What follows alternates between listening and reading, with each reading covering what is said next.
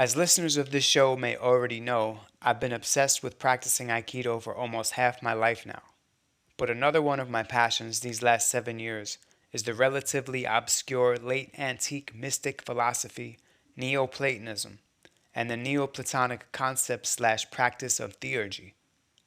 On this episode of Key to the City, I was blessed to discuss the metaphysical links I see between Aikido practice and Theurgy with one of the foremost, and for sure, one of the coolest academic scholars out there. Dr. Greg Shaw has been a professor of religious studies for over 35 years at Stonehill College in Massachusetts. I'm putting a link in my Substack to an online course on Neoplatonism that he's teaching right now at Cosmos Institute. That link will also provide additional links to some of his books on theurgy. If this conversation piques your interest at all, I highly recommend checking out Dr. Shaw's work. I stumbled a little bit in my attempt to relay to Dr. Shaw the connections I'm seeing between his depiction of theurgy and the spiritual practices of O-sensei that aided in the development of Aikido, and how I believe Aikido itself to be a theurgical practice. So I'll be laying that out in further detail also on my Substack. Please check it out at keytothecity.substack.com, and there's a free subscription option, so don't be shy. Thanks for listening. Enjoy the episode. My audience is mostly at this point Aikido-based people. So I don't know if they would know what I mean by the word theurgy if I just started talking about theurgy. Okay, so let me say a few introductory things about what theurgy is and how it fits into Neoplatonism and how it fits into my life, how I discovered it. The word theurgy is made up of two Greek words, theon, which means divine, and ergon, which means action. So theurgy is divine action. And typically, it was explained by a 4th century Neoplatonist named Iamblichus that theurgy happens in any sacred ritual. So that when you're performing a sacred ritual, and if you're doing it right, and if you're receptive enough, then you can become the conduit for divine action, that it flows through you. And when I first discovered Iamblichus, it was after I had experiences of just that sort of thing in my life. I didn't know what theurgy was. I'd never heard of it. But back when I was an undergraduate student in Arizona, I used to go out into the desert and do chanting of mantras, because I was involved in a group that did Tibetan Buddhism, and I would chant the mantras out in the desert, and I would meditate, and I was on the spiritual path, a very serious yogi kind of person. Can I just interrupt to ask you what? Sure. So what type of Buddhism was that? What was the name? It was Tibetan Buddhism. Buddhism. And basically, it was whatever what I called her my root guru told us to do. She claimed to have some connection with Tibetan Buddhist tradition. And I'm not sure if it was a red hat, yellow hat, Nyingma Pa, Gelug Pa, whatever it was, whatever she said, I figured, okay, that works for me. Is Tibetan Buddhism in general considered a form of tantric Buddhism, or? Well, yeah, it develops into tantric Buddhism called the Vajrayana or Sojun, which is a kind of tantric path in Tibetan Buddhism. That's already the first link between Aikido, because the founder of Aikido, when he was young, spent a lot of time at a Buddhist temple in Japan, and it was Shingon Buddhism, which is the direct lineage of, I don't know how you say it, Vajrayana. Vajrayana. Yeah. Vajrayana. It's a tantric Buddhism. Oh, I didn't know that. Okay. Yeah. So that's the first link. So we got one. Okay, well, that's interesting. So I was out there doing my chanting in the desert and chanting mantras and doing it from a pretty deep place. And there's a lot of kind of breath work in the chanting of a mantra. and the extension of breath. And I don't know if there's much holding of breath or whatever, but it's a real practice. And after a while of being out there in the desert chanting these mantras, um, something happened where I realized that I wasn't chanting, I was being chanted. And when I had that experience of being chanted, that the sounds themselves were um, had the agency, and that I was just the vehicle through which those sounds were expressing themselves into the environment, I entered into a much more kind of open space. And my energetic awareness extended out beyond my physical body. And it was as if I had become united with the whole landscape, and that we were the mantra. And it was pretty intense and powerful. And the way that I got there was that I experienced the mantra as taking initiative instead of me. It wasn't I'm chanting the mantra. I experienced the mantra is chanting me. Well, I thought that was a pretty cool experience. I didn't quite know what to do with it. And later on, when I discovered some of the Neoplatonic writing, which was sort of a journey through the library and reading some translations by somebody named Thomas Taylor. But I won't go into that I'm right now. sorry. I don't mean to interrupt, but I love Thomas Taylor. I love Oh, his. he's the absolute he's a gold mine. Thomas Taylor's a gold mine. But before I'm sorry. I don't mean yeah, to make this too elementary, but I don't think 90% of my audience might not even really know what Neoplatonism is. okay. So, Well, let me back up a little bit on that. okay. So I didn't know what Neoplatonism was either. I'd been doing this Tibetan Buddhism stuff, and I've been reading Madame Blavatsky, and she referred to the Neoplatonists. I thought, well, who are the Neoplatonists? I've heard of Platonists, but who are the Neoplatonists? And the Neoplatonists were basically Platonists who lived from the third century up through the sixth and seventh century AD. They would never call themselves Neoplatonists. They called themselves Platonists and Pythagoreans.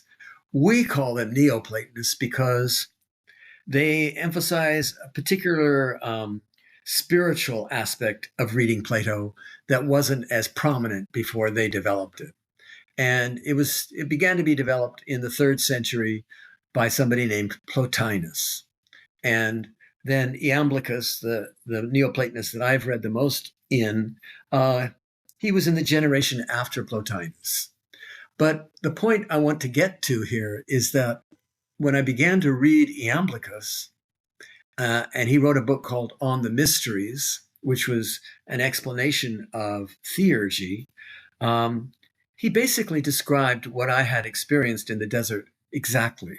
He said, it's not like when you're praying to the gods, it's not as if you're praying to the gods. It's as if the gods are allowing the prayer to be used as a way to connect with them, that they are praying you to unite. So the prayer is a vehicle of unification with the gods for him, and it's not a personal request.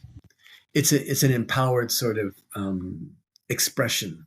And there were certain, how would I put it, mantras, but Iamblichus referred to them as divine names or divine sounds, that some of them made no sense. Some of them were meaningless names.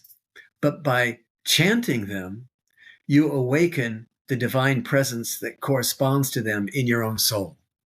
So by chanting a mantra, I'll call it, because that simplifies it for us, um, the mantra expressed outwardly through my voice awakens the presence of the divine mantra that I already carry in my soul, so that it wakens me up to the divine presence by performing the ritual. So it's basically what happened to me in the desert. He explained it.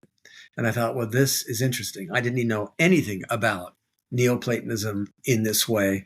And if I might just take one step back, the only understanding I had of Neoplatonism up to that point was through a view that you're supposed to get out of your body, get out of this world, and get up to some sort of spiritual space pod at the highest level and get away from all the suffering down here. And Iamblichus didn't have that approach. He said that you can engage all of the highest here in your body, that it's accessible here, that it is an embodied kind of spirituality. And that made sense to me because I think at the time I had embraced a kind of yoga that was really cutting myself off from an embodied engagement with the world at every level. And it kind of didn't feel right. It was very elevated and kind of interesting and intense, but it was disengaged from the world. And I thought, no, I think it's better to engage the world. And it wasn't so much an intellectual realization, but just a feeling. And so Iamblichus said very plainly, you can perform these rituals, be in your body, and that your body can become a vehicle of the highest. And it's not just that you have to get out of your body, but you can transform your body through the performance of these theurgies, these divine actions. So the name of your most recent book is Hellenic Tantra, right? Yeah, it is. Yeah. So, so is there a little bit of a correlation in tantric yoga and the yoga that would Mm-hmm. where you're striving to get out of your body, or Right. and then the tantric yoga is to embody. I'm Right. not I'm not that versed in yoga, so I'm not really, you know. Okay. Well, what I discovered was that in the yoga traditions, there is a kind of one of the traditions is called Samkhya Yoga, which the whole idea is to get away from materiality, prakriti, and that you should just enter into pure consciousness. Purusha is the name for it.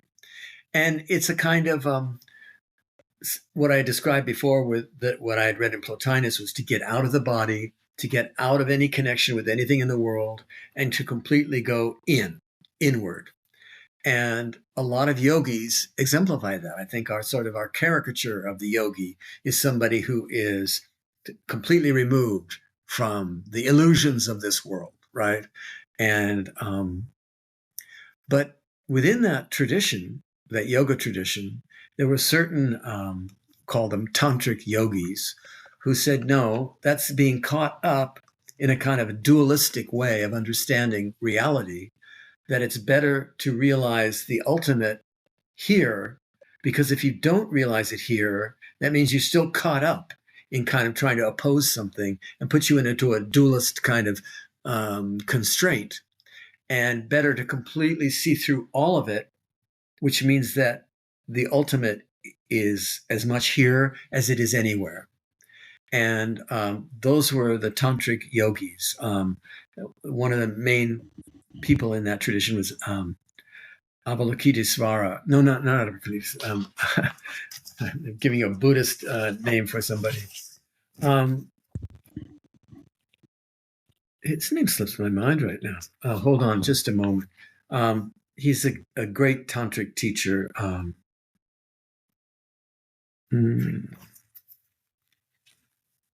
Hold on a moment. The interesting thing is that I'm surprised that his name, Abhinavagupta, is the name of this tantric teacher. And I have a colleague that I used to go to conferences with at Esalen. And she kept talking about Abhinavagupta all the time.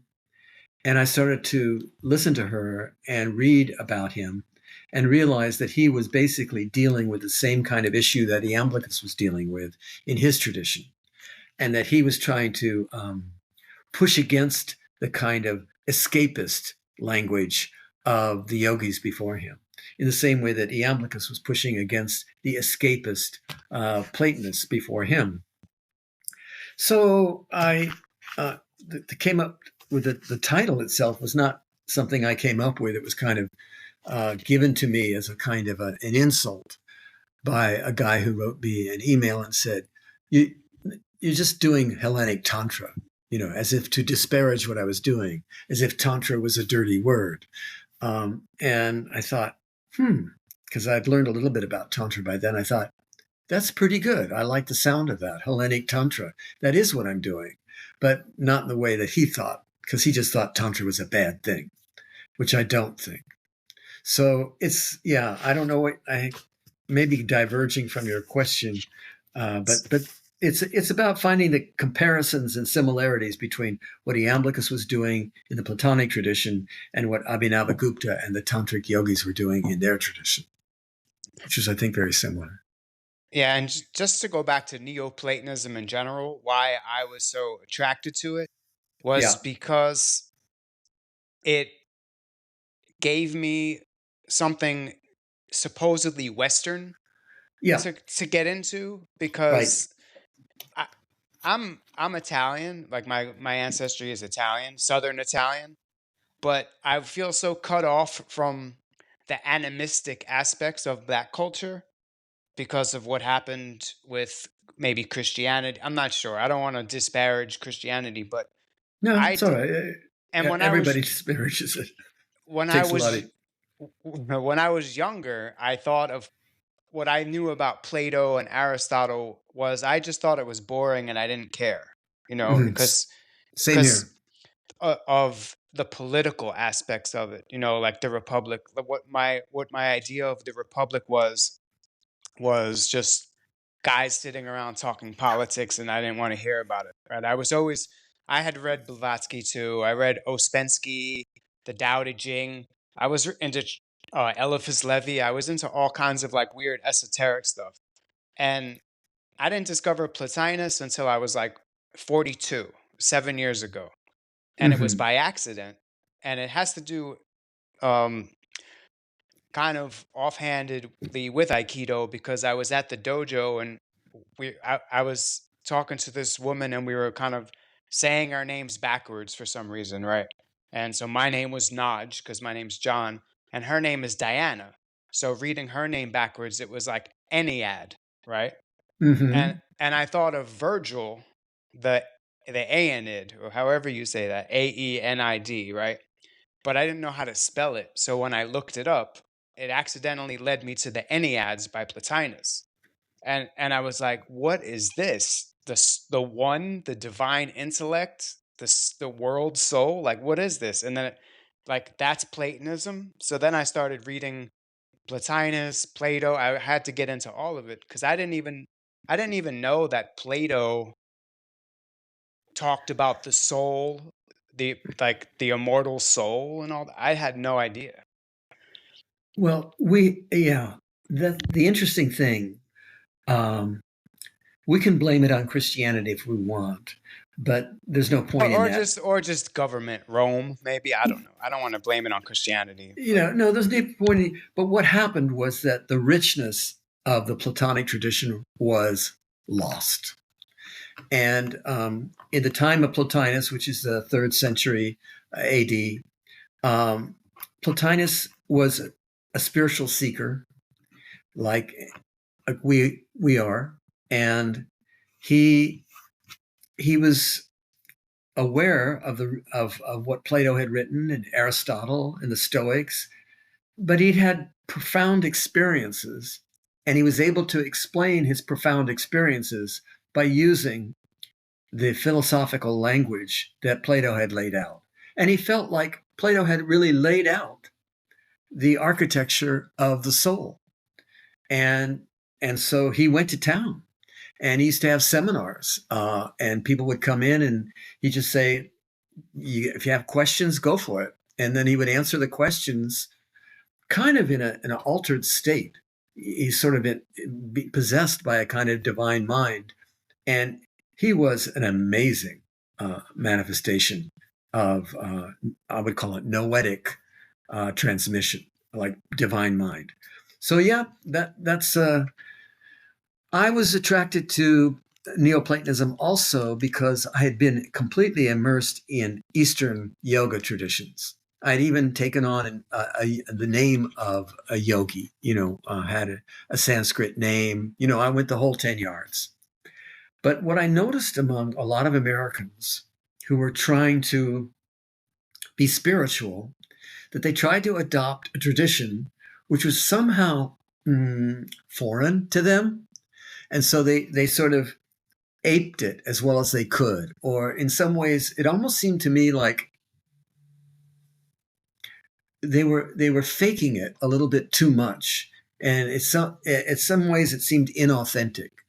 And I grew up in Nebraska, and one thing that we just don't really accept very well is people who bullshit. You can tell if somebody's bullshitting or being pretentious. It's like, no, it's just unacceptable. Yeah, pretentious bullshit. And there's a degree of spiritual pretense that I saw in a lot of Americans who were adopting yoga traditions. So I was hungry for something that didn't feel that way.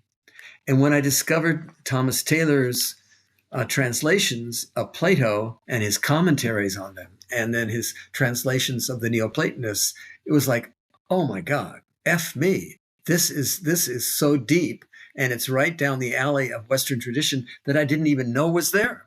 It was right in front of my face, and I had missed it. So I dove in, and I was very excited about it. It sounds like your discovery of Plotinus by way of the Enneads was really kind of a miraculous find. That's pretty interesting. Yeah. And you know what? The Enneads are they're groups of nine. Porphyry organized the writings into groups of nine so that there's nine different groupings of his writings. So This Ennead is means nine. this is Yeah. an obscure question, but does that have anything to do with the Egyptian Enneads? Because there's like would you know that? Because there's supposedly something in Egyptian theology to do with Enneads, and I always wondered if Porphyry was kind of onto something with that. But I'm drawing a blank right now. But I if think I the were Ennead is like the Egyptian pantheon, the gods. Like, but it's okay. We don't have to. We don't no, have but to dwell. if I were interested in pursuing that, I would pick up a book by Algis Uzdavenis. I don't I know if you're have I familiar. have a couple of his books. The Yeah, Egyptian the yeah, Egyptian root, the Orphic roots of Platonism, right? The yeah, right, Egyptian. right. And he's just he was a wild man, a very deep thinker, and very intuitive. And he's not one of the you would call a lot of and I don't want to disparage academics because I learned and have learned and continue to learn so much from hardcore academic people, but they can be boring as they can drive you crazy because they just give you so much information, and they qualify almost everything they say with so many qualifications that you don't even know what the hell they're saying, and it bores the crap out of you. Well, Algis Udavanis is not like that at all. He just lets it roll. And some people might say, well, hey, there's no support for that. Where's the evidence for that? But he takes you to a deep place. And I think in many, many, many places, he goes further than a lot of academics do, just by his sheer kind of intuitive brilliance. He was a great guy, and he died too young. Yeah, And his writing jumps off the page. It's kind of like Burns. It's almost like Rambo esque to me. Like it's yeah, like every sentence is full of like dynamite. fire. Yeah, Yeah, exactly. fire. I remember I It was in a car once with Algis, and the woman who was driving it, she said something to Algis, and he was by the way, he was a gigantic man, like about 6'5", 6'6", right, close to 300 pounds. I mean, the guy was huge, and big, hairy guy, beard, everything else. And she said, "Well, Algis, it seems like you're some sort of a guru." He said, "I am not a guru. I am just a crazy man." And I thought, perfect. The guy, he knew who he was, and crazy in the Platonic sense, divine madness. He has a book on theurgy too, right? Yeah, Divination and theurgy. yes, he does. Yeah, I, he was great. Is a wonderful guy to know and learn from, and I admire him a lot. Yeah. so, can you give a little bit of maybe a description or a definition of theurgy and what it actually? We can get back to Iamblichus a little bit and Well, let's put it What this what way. what were Uh, they actually doing? I mean, I've read on the oh, mysteries like three yeah. times, and I still don't really know what's going on. Really. Yeah, you can't really find out from reading on the mysteries. He doesn't tell you, he doesn't give you recipes of what people actually did. So, theurgy then is sort of a undefined, or how to put it, it's not given a very concrete expression in Iamblichus. You can find rituals in the magical papyri, or you can find rituals in Christianity, or in Judaism, or in Islam, or in any other religious tradition, and you can apply theurgy to what's happening. And by that, what I mean by that is this: theurgy is what happens in any spiritual discipline, religious or whatever kind it is, when the person who's performing the ritual feels as if he or she is entering into a current that's bigger than them, that's more than them, that's already in the world, but you didn't know it was until you performed the ritual. So theurgy is what happens when an individual steps into that current and lets that current define who they are and how they are. I would call that the theurgic moment.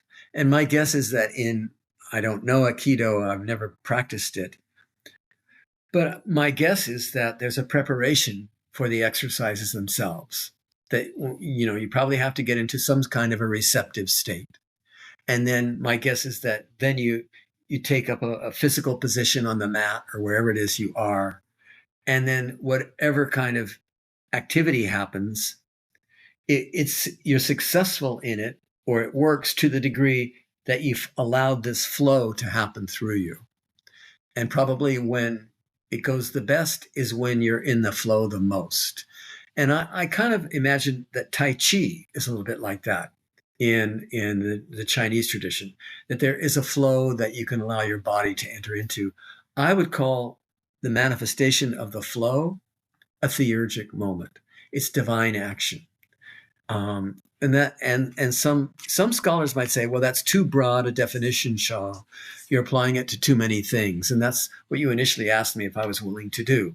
Are you willing to step outside the boundaries of specifically theurgy is something that happened only in the 3rd or 5th or 6th centuries, performed by Platonists in a specific location, and there's no theurgy after that? Well, I don't think that. I think it was a deep enough idea and a pregnant enough idea that it can be applied to lots of different things. And so I do. I'm going to tie it into Aikido in a couple minutes, but I just want to touch on one thing. The term theurgy first Mm-hmm. appears in the Chaldean oracles. Is that Yeah, the true or Chaldean oracles, the priests who performed rituals in Apamea in Syria were known as theurgists. Yeah. And it's an interesting thing. This is a century before Iamblichus. And although he was also a Syrian and he also then lived in Apamea, there was a temple there to the high god, and the temple priests would typically go into a trance state and transmit oracles from the gods. This was something that I think it's still done in some parts of the world. People enter into a oracular state. Well, apparently there was a father-son team. Both of them were named Julian.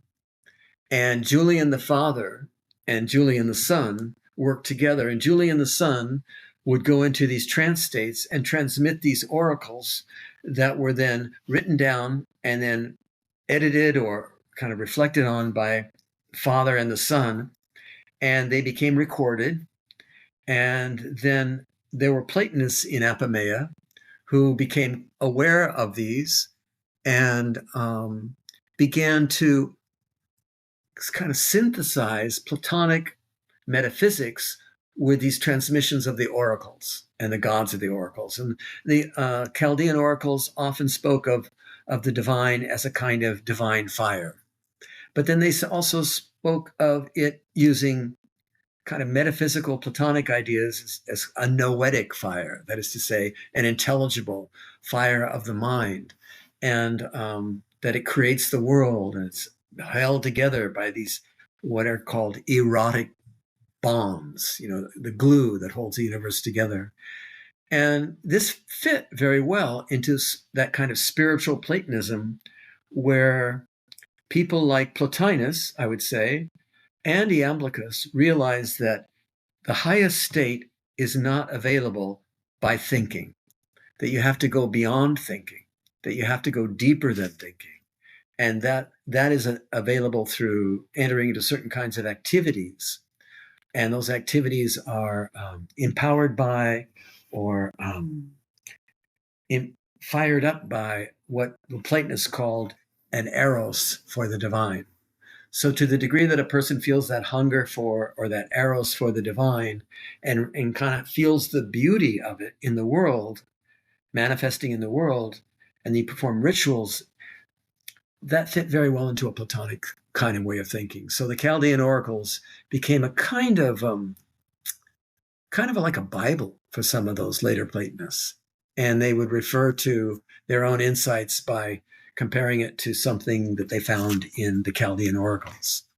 So, yeah, they were a big deal, the Chaldean oracles. Supposedly, Iamblichus wrote 20 books commenting on the Chaldean oracles, and none of them have been found. And I thought if I was really an amazing scholar, I would plagiarize that and make it up and just, like a fictional. These are the 20 volumes of the Iamblichus has come, but I don't have that ability. I wish I did. It'd be a fun thing to You could do. pretend you found it, in Exactly. Syria somewhere, and Exactly.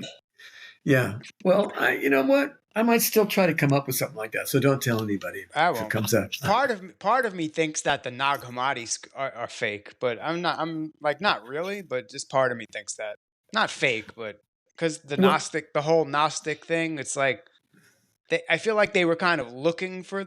Never mind. I'm not going to get too conspiratorial right now. So, I'm pretty much familiar with the Nagamati stuff, and some of my professors were the translators of the Nagamati okay. material. So, Sorry. so So, no, I got it up the gazoo. I mean, but was it? Uh, these guys were and women, I say guys loosely, sort of in a non-gendered way. Um, they were hungry for spiritual experience, and the traditional terms and language just wasn't doing it for them. So they, cobbled together all kinds of visionary terms and languages and things to come up with the Gnostic material. So, yeah. The thing about the Gnostics, though, sometimes they're characterized as profoundly dualist, like this world is not good, we have to get to another world. Iamblichus pushes against that. well, Plotinus too, even right. Like there's, Plotinus, too. I read Plotinus versus the Gnostics. I have like 3 books about it, and I try to absorb it as much as I can. Yep. But then it's funny because in the context of Iamblichus, Plotinus is almost dualistic because he brings up the notion that matter contains evil, right? I mean, I He don't know if says he goes matter as is evil itself. Yeah. Which is a very dualist idea. And my own way of understanding this is Plotinus was not a dualist, but he had Gnostics in his school, and he argued with them, and he wrote a whole treatise against the Gnostics. And but I think that he sort of absorbed some of their thinking, and not so much about the cosmos as evil, but in terms of the soul, that the experience of the soul, he sort of absorbed Gnostic language to describe how the soul has to get out of its own suffering. And that's where I think he differs from Iamblichus. But I will never want to say a bad thing about Plotinus, although I do tend to characterize him as being more dualist than Iamblichus because I think he is in his language. I think he's probably a little more depressed too, just in terms like I get into the same mood as him sometimes. Like the idea the Right. idea of like I don't have to go to the gods, let the gods come to me. Like Yeah. that's an intense thing to say. right? I know it is. Yeah, yeah, it's pretty out there, isn't it? Although you could interpret that as you could interpret that in a theurgical way. It's like, I'm not going to pray to the gods. I'll let the gods come and pray through me. Okay, all right. You could do that with it. And my guess is, well, Plotinus was such a heavy guy that I think we tend to evaluate these philosophers based on the language that they used or the arguments that we preserved that they've said. But the presence of these individuals like Plotinus or Iamblichus or Proclus, that's where the magic is. Just being in the physical presence of people like that. We've lost that in our culture. When people go to hear a great philosopher today, they don't feel as if they're getting a blessing just by being in the same room with that philosopher. Well, that's how they felt in those days. Just being in the same room with Plotinus would change your whole effing mind because the guy had such an intense vibe. And so what he said is less important than who he was and how he transmitted his energy. And that's kind of tantric if you think about it. But I think that's really what was going on. It was more like a darshan when you went to see these guys. So yeah, he said some things that I criticized, but being in the presence of Plotinus would be a gift. That's how I see it. Okay, well, so now for my Aikido audience, I'm gonna have to tie this into Aikido a little bit. Yeah, I was hoping you So, would. and it just indulge me, like I'm gonna try to give a brief summary of Aikido Mm-hmm. of how I view it through this same lens as theurgical practices. Okay. So, do you know much about Morihei Ueshiba, the founder of Aikido? I do not. Okay, so let me just put this in the terms of imagine if Iamblichus had a school in Apamea, right? Is that Yes, where he his school did. was? So now Apamea. Mm-hmm. imagine if a Roman soldier slash like trainer of soldiers or a gladiator had a spiritual bent to their personality and they went and studied with Iamblichus Mm-hmm. and then they decided to create a practice that was using martial techniques but was expressing this the expressing the the expressions of how you can be embodied by the Sure. divine, right? Well, just like a skilled dancer could communicate deep ideas through the poetry of their dance. A martial arts person could probably do it through the martial arts. That, at Or least I'm open to that for sure.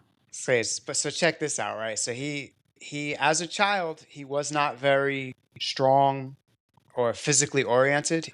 He spent a lot of time, as I said before, at a Buddhist temple, and it's Shingon Buddhist, and that's a tantric Buddhism, and they chant mantras and they do the hand mudras, right?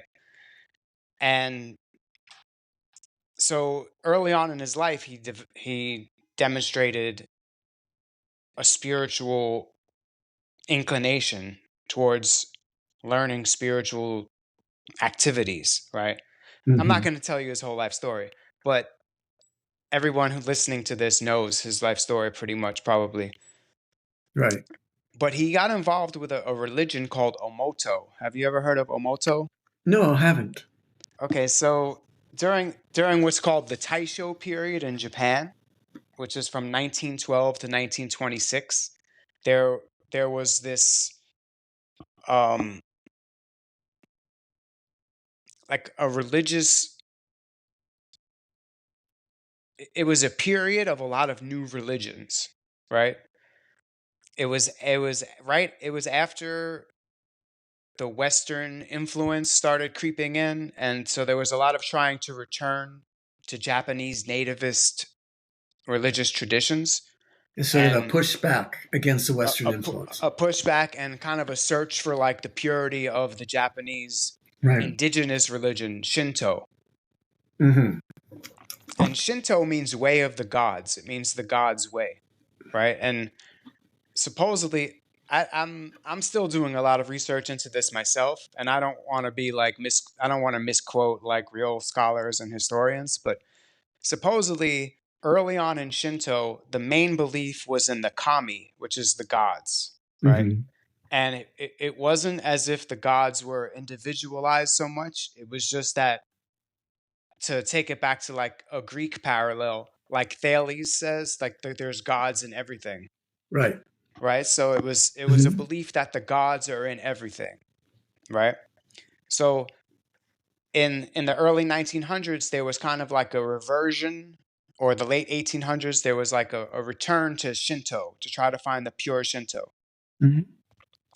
and this religion came up called Omoto, and the founder of Omoto was named Onisaburo Deguchi, right? And he was a charismatic figure. He was, but he was theologically educated. So he was really educated into the ancient Japanese stories of the gods and everything, right? Hmm. And they developed this practice called Shinkon Kishin through another guy named Chikaatsu Honda, who was earlier than Deguchi. He developed this practice called Shinkon Kishin, right? Shinkon Kishin. And it means literally like calming your spirit and returning to the gods, right? So they developed this practice of, through meditation and breathing techniques, and it's not like it's almost like theurgy. Like there's really no, we do aspects of it in Aikido because Ueshiba O-sensei, the founder of Aikido, he got involved with this religion Omoto. So he adopted a lot of their practices, and they were influential in his creation of Aikido. So he was Hmm. a martial artist. He was the number one martial artist in Japan when he met this guy Deguchi, who had this religion called Omoto that was promoting. They had um, not just Chinkon Kishin. They had this practice called Kamigakuri, which means like spirit possession. They had Kotodama, which is similar to, it's chanting basically. It's the belief that every syllable has a divine purpose. So they arrange the syllables.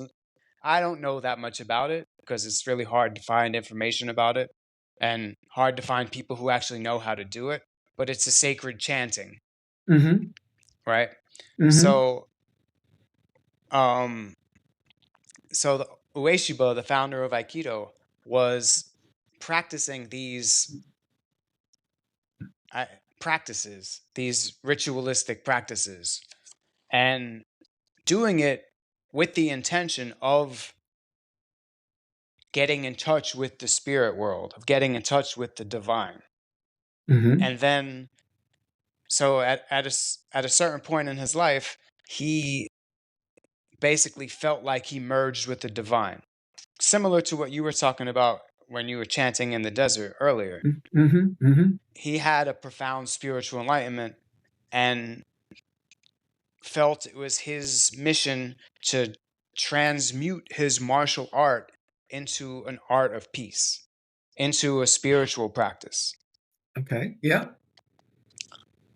So, I mean, like I'm So trying to, he was really skilled in the martial arts. He was as good as you get in the martial arts. at that time in Japan, he was training the army and the navy. He was, yeah, So in itself, that's a particular kind of excellence that's hard to come by, and he had achieved that.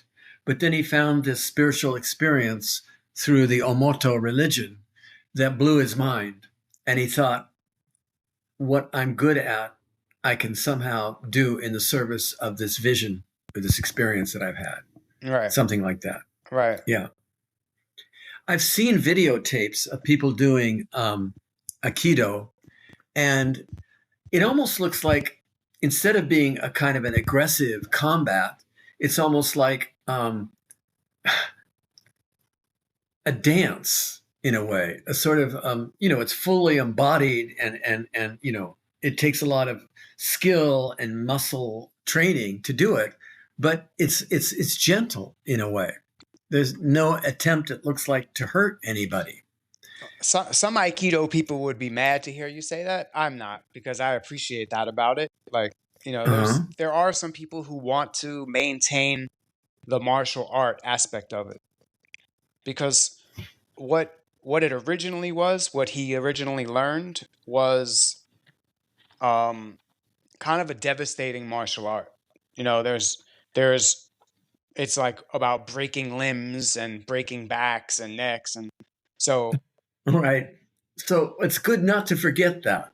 right. I would agree with your hardcore people that if we forget that, then we're going to not be doing Aikido anymore. It's good to remember that if I wanted to break your neck, I could, but I don't. The difference is not wanting to. Um, but I think it'd be wrong to forget that you could do it. Yeah, because it was rooted in that martial art, right? So Right. do you do this on a regular basis, Oh John? yeah, I'm doing it 5 days a week. I teach a couple days a week, and then I practice every day. There's there's a cathartic feeling from practice that Yeah. I don't get from anything else. Okay. I've done all kinds of artistic things, music and acting, and but I quit everything so far except Aikido. Aikido I've been doing for 23 years now, and it's the physical practice is really fun for me. I feel like it's fun, but having all this, I mean, I probably didn't explain it well just now because I was trying to fit it into a really, like, there's so many important things that I wanted to express when I was trying to explain it to you about the links to theurgy, that I Mm-hmm, mm-hmm, left a lot out. But, mm-hmm. I'm trying to write a book about this, so I'll be able to explain it all in detail. But having the cosmological aspects of it too Oh, is, there's a cosmology oh connected with yeah, Aikido. yeah, yeah. That's what I didn't wasn't able to express within that 5 minutes of trying to explain it. But Yeah. yeah, there's a lot. It's deep because he O Sensei Ueshiba was influenced by Shingon Buddhism, Omoto, Shinto, and in Japan, in Japanese religion, there's influence of Taoism too. It goes Mm-hmm. back a long way. So there's all kinds of you know analogies to like yin yang. They call it inyo, like embodying dual forces and unifying them within yourself. There's there's all kinds of metaphysical jargon that you could spend hours talking about. You know, I have a question for you. So you've been doing this Aikido for 23 years. So you're no doubt familiar with the pure martial arts aspect of it, but you've integrated it into this sort of spiritual practice. But since it is rooted, and I don't know if you'd agree with this, it's rooted in a martial arts practice. So when you're walking around the street or in the subway or whatever, do you have a feeling of kind of physical confidence about who you are and how you are, and feel like less afraid of people who might be scary on the street? I mean, does it give you that kind of in confidence? Um, how does it transmit into your daily life that way, walking around town? well, I would say just based in a daily way, that's more dependent on my mood, because sometimes I'm a little bit depressed and like I'm not really even thinking in those terms. But Okay. if there is a scary person on the train, like if there's someone who, because I'm in New York Yeah. and I ride the subway trains every day, and a lot of times there will be someone on the train car that's Hmm. just, you could tell that they're looking for trouble, or they're, and a lot of times it's sad to say that it's mentally ill, right? It's a mental illness. Like they're talking to themselves, and Yeah. they're kind Right. of like, but Unstable. they're cursing at everybody around, and they're in those times I feel calm. I feel like, okay, I can assess the situation and physically like measure out all the distances I would have to move to like try to, if they get crazy, like maybe I could kind of like uh not beat them up, but you know, calm the situation down. Like Yeah. Yeah. in situations of danger, I feel calm, but on just an everyday basis, I still haven't integrated. There are some people who practice Aikido who really integrate like the aspects of like peace within them, and they embody the peace aspect. And I don't know if I can carry that over 24 hours a day yet, but from from what you asked, Yeah. from what you asked, yeah, that's, but I practice every day. So I feel like that's more a matter of just my obsession with wanting to stay physically, like physically able in Hmm. everyday, Hmm. like everyday movements. Because like you said, when you looked at the practice, it looks like a dance, and Yeah. it's not an easy dance. If people want, because we're flipping each other over by our shoulders I sometimes. know. I saw that. Right. It's pretty And intense. right. So it's a dance, but you get thrown at the end. So you are being thrown, and you're throwing other people, and it can get intense depending on who you're practicing with. You could practice Hmm. all ages, you know, Hmm. all sizes. You can incorporate any body type into the practice and still get something out of it. Hmm. But I do like it as a physical practice to keep myself in like in my, well, it's a mind body connection. That's part of what, like, the draw to it is for people, is it's a mind body connection. So it's a non-dualistic art, and it is, you know bringing your mind and body together. Yeah. It's Yeah. putting it's Well, putting you in your body. I really appreciate that with this with these years of background in practicing Aikido, and that you reached out to me. I suppose it was because you felt like there could be some kind of connection between the Platonic notion of theurgy and what you practice in Aikido. I'm assuming that you felt that intuitively, but I really respect your discipline in doing this, because it obviously it doesn't come without practice. It doesn't come without effort.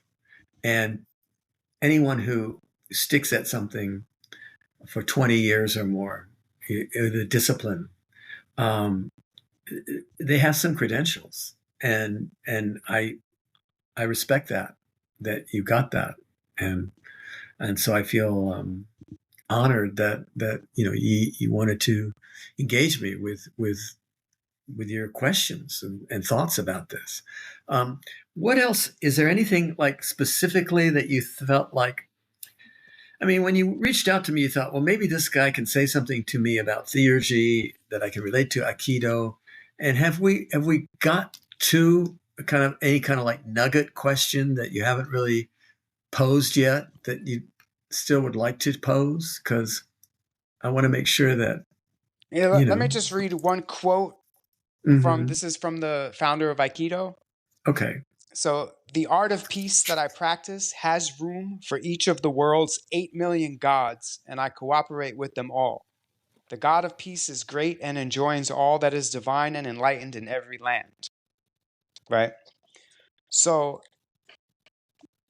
when we talk about the gods, right, with theurgy, because you said theon means divine, right? Yeah. Yeah. But could it, Theon. Yeah, means divine. Yeah. theon, but could it also, is it also refer to the gods? Oh, it does definitely, because the word theos is the Greek word for God, Right. or theon, and that's where we get the word theology, which is Right. the thinking about God. Um, but go ahead, because you're warming up to a question that I know that I won't be able to answer, but that's all Well, right. You're I gonna don't even need you to answer it. I just no, or but just just trying to just wrestle with your it, right? so you have O Sensei talking about 8 million gods. You have, and in Japan you have the kami, right? That's what they call the gods. And Right, then you have gods in all cultures, pretty much, indigenous cultures, right? right. Mm-hmm. So when we like my purpose in reaching out to you is because I kind of wanted to bring the gods together, right? I didn't do a great job of describing the practices of the Omoto religion and how they try to embody the gods, Mm-hmm. like, Mm-hmm. but they were practicing in with the gods in mind, right? Like so in my mind they were theurgical practices, right? So Yeah. I I, I like your intuition. I would agree with that, but keep going, because there's something, when we talk about the gods, and we talk about whether it's Aikido or the Omoto religion or Shinto or Platonic religion or whatever human culture comes up with to describe our relationship with the environment that we're in. And the environment that we're in is my code for the 8 million gods, you know, or the hundreds of deities, or all of the nature spirits. There is a reality that we're born into, that we live, that lives through us. And then there's our monkey mind that tries to make sense of where we are in the world. And so we come up with different, ways of describing it depending on what kind of culture that we come from or what kind of language we speak. But the descriptions that we have for those presences or those energies that live in us and are in the world are not the same as those energies and presences. That whatever conceptual structures we come up with are provisional or secondary. And what's primary is what I would call the activity. That if we enter into the activity of those energies and presences, then we're in touch with the core. And that's why I like theurgy, because it focuses on the activity of those energies that live in us and doesn't sort of freeze it into some sort of conceptual kind of prison that this is what it is. And you have to conceptually think about that, because then you forget about what's already in you, what's already in us. So I think, what do we mean when we talk about the gods? Well, depending on what culture you're in, you're going to describe them in different ways. The kami are obviously going to be described differently from the Greco-Roman gods or from the Egyptian gods. But all these cultures are giving face and name to energies that are already in the world and in us, I think. And that's one reason I like theurgy as a concept, is because it opens us up to the underlying reality behind all the different names that we give to these things. I think it's important to respect the names and to respect the traditions and the ways that people have engaged these presences, because that's the only way we know how to connect with them. But I don't want to lose sight of the energetic presence beneath the conceptions of them. And to me, that's the most important thing that I know about theurgy, is that it releases us from, as Blake put it, the mind-forged manacles that imprison us in our heads and keep us from living, as you would put it, living the kami, or letting the kami be present in our lives. Um, so that the cosmos, we are the cosmos, and we're being invited to embody the cosmos in our lives. And I would say platonically, theurgically, and I don't know if it fits with your Omoto tradition, but that's how I see it. we're invited to let the cosmos be alive through us individually. And the problem that we've got in our culture is that we've gotten so conceptualized and so overly rationalized and materialistic that we've sort of numbed ourselves and become buffered so that we don't feel the raw energy of the cosmos that's inviting us to participate in it. And I think some people maybe feel it a little bit when they get drunk. You know, they drink a little bit so they get out of their heads. Or maybe people take psychedelics and that kind of releases them from some of the orientations that they've been stuck in. They're invited into a new orientation. Those are, ways that people try to escape from the mind-forged manacles that Blake talked about. And I'm all for that. Yeah. Well, Aikido is a practice, and I'm not sure how much of it was purposefully developed for that, but for me, it does that. Okay. You know Yeah. what I mean? Yeah. I'm looking into the history big time right now. Like I'm really trying to find out like as much as I can about how it was developed and all that. But I know I'm never going to get to the answer of whether it was developed specifically for what you just said, because Mm-hmm. what you just said, I feel like is what most people are seeking from it at this Yeah. point, Yeah. especially in our culture right now, Yeah. because it gets you into your body, out of your mind at the same time. But like after class, you feel like in tune Right. with the cosmos. You feel like you fit. You Yeah. know, it's That's what we all want. I think that's what we all want. Um, John, this is sort of off the point here, but you mentioned a person that you contacted who lives in New York and used to live in Queens, friend oh of mine, and right. I highly recommend contacting him. He's a really deep soul. I did. I reached out to him again. I asked him. Yeah. I'm not sure. It was on Facebook, so I'm not sure on the messages. So I'm not sure how often he checks that. But I did. I did reach Okay. back out to him. Don't give up. He's a gold mine. Yeah, I know. I could tell. And Yeah. I want to talk to him about mystical experiences. Yeah. He's had a lot of them. Yeah.